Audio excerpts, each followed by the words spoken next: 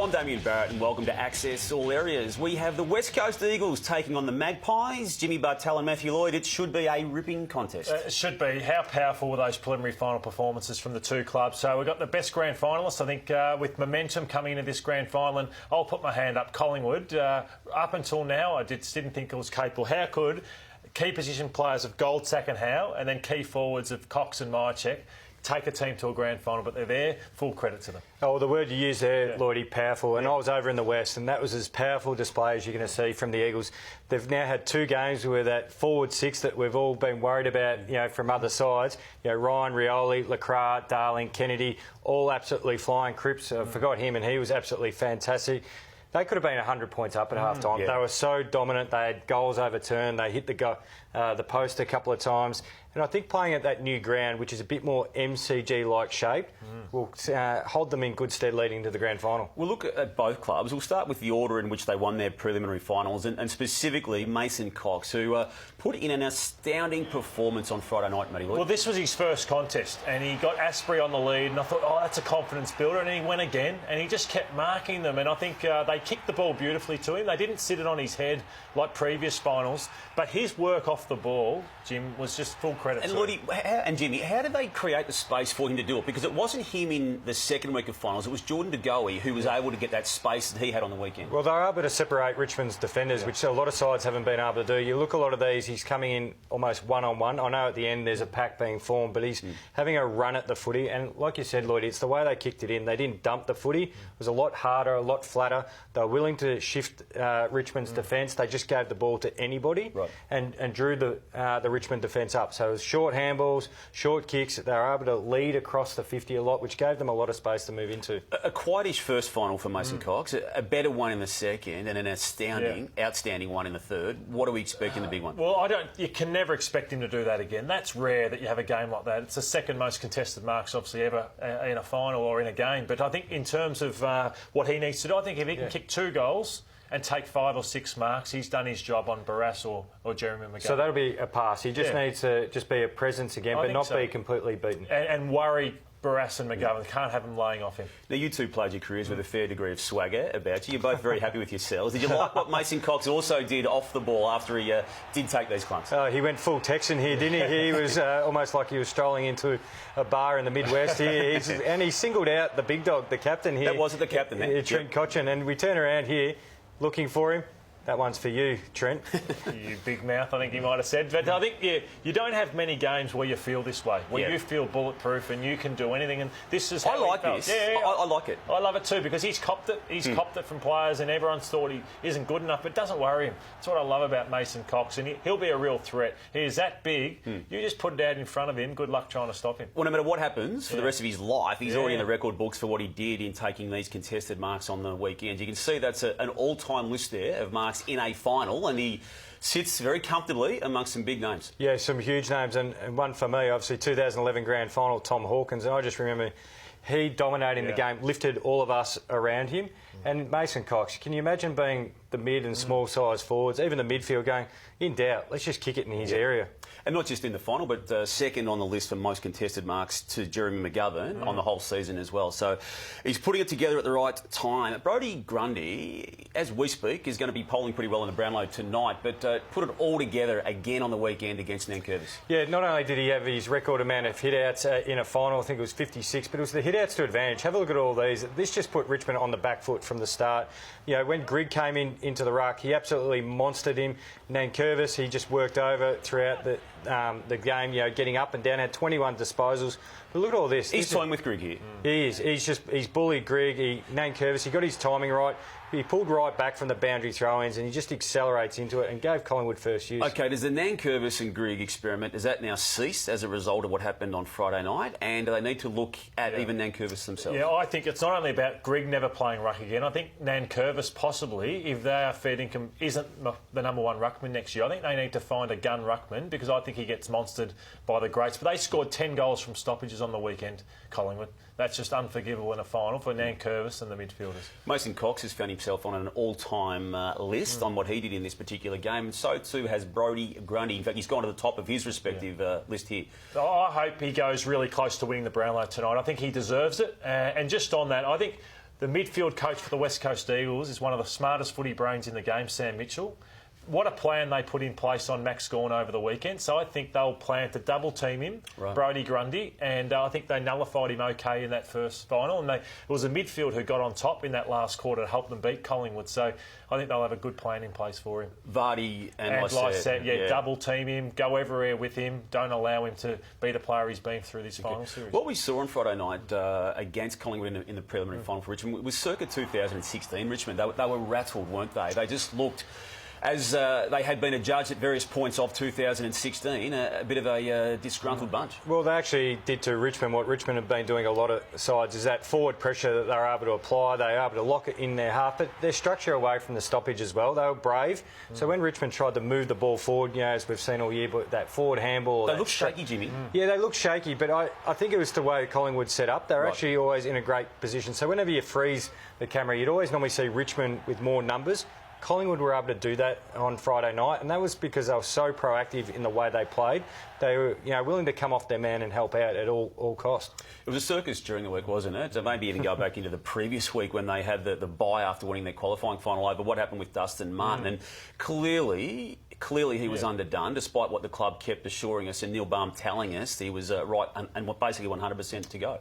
Are we disappointed in Neil Baum and the way he acted throughout the week? I know Barmy doesn't probably love the media, but should you handle it differently? I've learnt not to be disappointed in anything he said. He just lies, Jimmy. I mean, you would know that, having had an association with him at Geelong. And I'd say that, and he would take that as a badge of honour, because that's what he does to protect his club and the people that pay him to do his job, and he's very good at it. But listening to him and taking at face value what he says about someone's injury going into a prelim final, I wouldn't take any notice of it. And I think rightly so, because of the injury that Dustin Martin clearly had. Has he got more than a cork, though, bleeding into the knee? Because surely the adrenaline of a corky, you get through that. I know Jeremy Howe had a bad one, but could he possibly have had a knee injury, not a There cork? is talk about that. I haven't been able to get to the bottom of it. I know others have looked into it too, and no one categorically can say he did. But his stats were horrendous by his standards on the past 3 seasons of football. Well, it certainly affected him. We normally see when he goes deep forward, he's able to work his man under the ball and he can accelerate out from that, over the back. How many times have we seen him do that? He just couldn't move.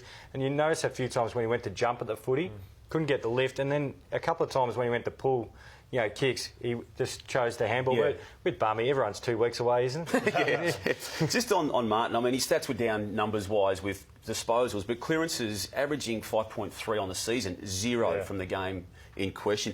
Where does it leave Richmond now that they've fallen short of what they thought was a guarantee, or we did as an industry, going at least into a grand final? It's a fail, isn't it? I think it's a fail, huge fail. They were the best home and away side and didn't get the chocolates, but I think they'll change their game style. I think with Tom Lynch coming in, that manic pressure, Castagna and these players, can you do it for longer than 12, 18 months? I think that game style, the Bulldogs couldn't do it for longer.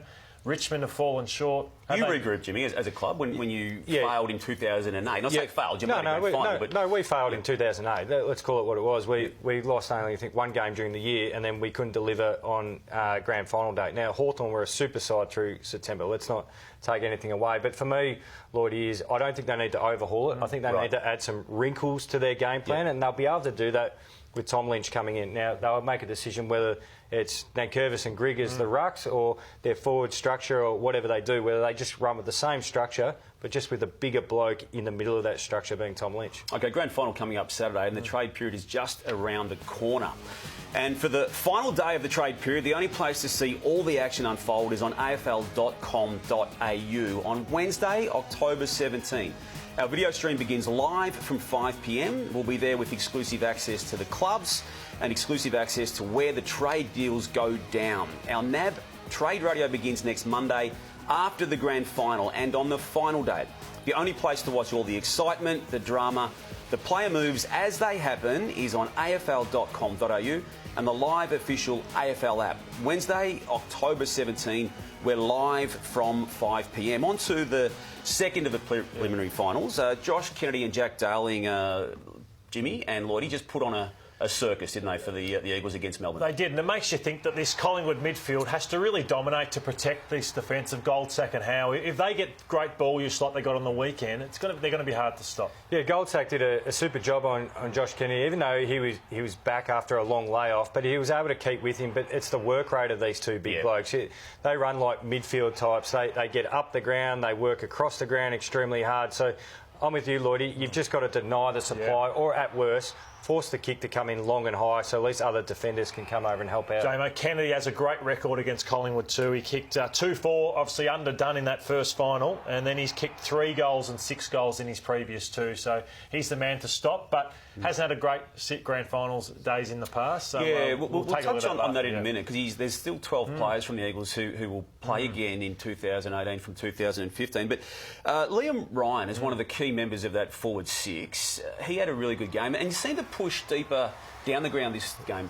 Jim. Yeah, he, Rioli and Cripps, they worked really hard down the fat side or the open side of the ground, and they were that first release point. And then if they didn't get it, they almost used the Logos as the turning buoy. If they didn't get it, they work extremely hard back inside 50, but it's the pressure and the constant movement which allows space for Kennedy and Darling to move into. And having seen this game live, as you have, and a couple of times now you've seen West Coast in recent weeks, what is it that they're going to bring against Collingwood on the weekend that you noticed on the weekend? It's the forward 6. They all bring something different to the table. We mentioned Kennedy and Darling. They never jump in each other's space. When one's deep in the goal square, the other one's out and leading. Cripps provides almost... We always talk about Tom Lynch from the Crows, that option coming off half-back. He's that option, and they're so well organised behind the ball. Jimmy, if you could take one midfield, would you take Collingwood's over West Coast, or you think they're underrated? No, I'd take Collingwood's midfield, and that's the reason why I thought they'd actually win the first final against West Coast in the West. So I think Collingwood's midfield and the numbers around the centre square is better than most, because they all have a point of difference. So what Taylor Adams does is different to Steele Sidebine, which is different to Phillips and Pendlebury. Yeah. And they have so many different options, and they can keep swapping and matching out. He can come into the midfield, or he can bring Hoskinelli up as well. It was a horror show for the Demons, and just there's a sample of what went wrong, and what went wrong very early. I mean, that handball from Lewis straight to Kennedy for the first goal of the game just set the scene and the tone, unfortunately for the Demons, that will be very hard for them to now watch back. Yeah, for me, Lloydie, you can put all the game plans and structures in place, but if you just can't do the fundamentals right under pressure,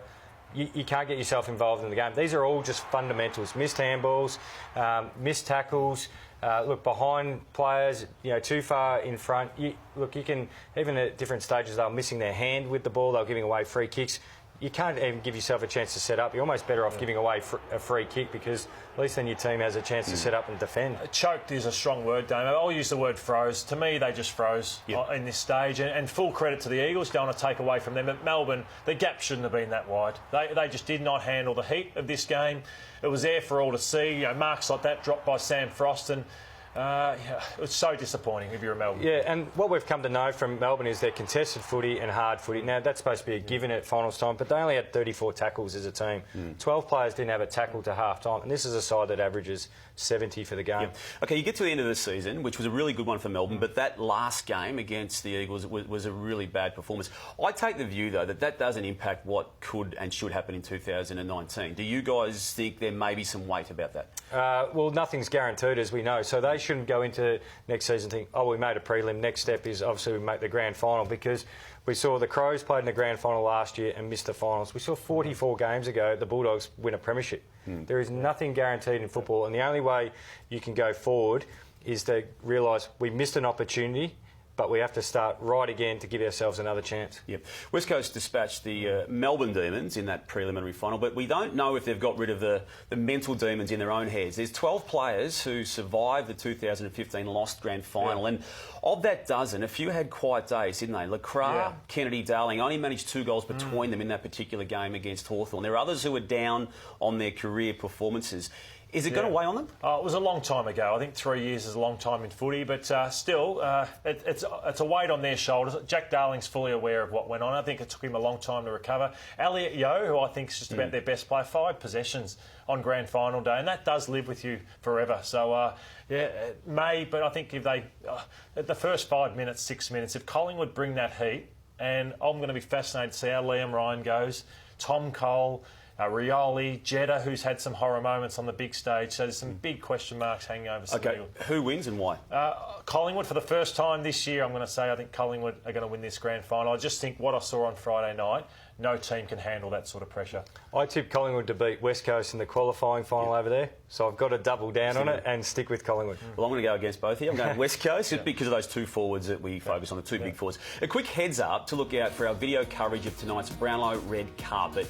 We'll have all the glitz, all the glamour, the dresses, the suits, the stars of the game, and our special guest hosts who will be there for us. Kangaroos goal-kicking gun Ben Brown and AFLW superstar Darcy Vescio. It's not to be missed. That's tonight. All the scenes from the Brownlow red carpet. Jimmy Bartell, Matthew Lloyd, have a good grand final Damo, week. you too. And thank you for joining us on Access All Areas. Keep an eye out for the wash-ups this week. We'll take a close look at the Richmond and Demons. Enjoy your grand final week. Goodbye.